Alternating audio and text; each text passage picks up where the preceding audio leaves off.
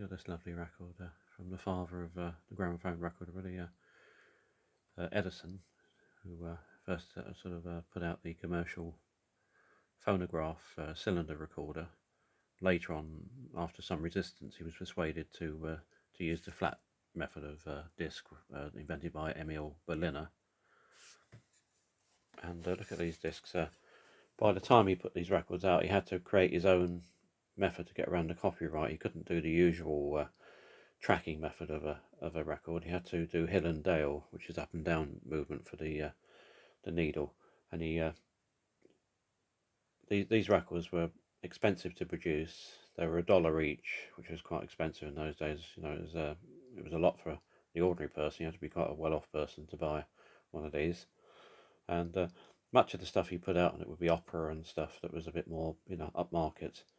This is the poems of James Whitcomb Riley, read by Harry E. Humphrey. See, Raggedy Man, etc. That's a picture of old Edison there. Look. And the lovely thing is, it's not a paper label. It's embossed. It's engraved into the record. Look, stamped into the record. Lovely. It's a double-sided record.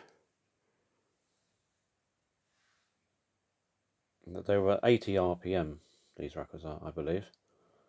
And I'm going to have a go at playing it on my modern record player, because to get the best sound out of these, you do need to have one of those Edison Diamond Disc players, which are jolly expensive. You can find one over in the UK here, but even in America, I think they're quite expensive, because they are hard to come by in good condition.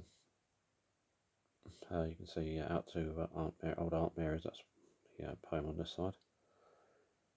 Lovely, isn't it? Look how thick they are. About almost half a centimetre thick. The idea was that they didn't bend. And played on the right equipment, they can, they play quite a good clean recording, cleaner than the ordinary gramophone record. I don't know if I'm going to get that good on my record player. I'm not experienced really at playing these, but I'm going to have a go anyway at playing this. You mustn't play these on a never use a steel needle, never play them on a conventional gramophone, because you'll gouge the tracks out, you'll ruin it. These records, they're not that scarce in America, but there's not that many of them left in the world, so we don't want to destroy them. This one looks in quite good condition. There's a few blemishes in the tracks here, but we'll see how it plays. But lovely to have this connection to the origins of the gramophone record. These records were only produced for 17 years, so they didn't have a long history. So there's only so many in the world.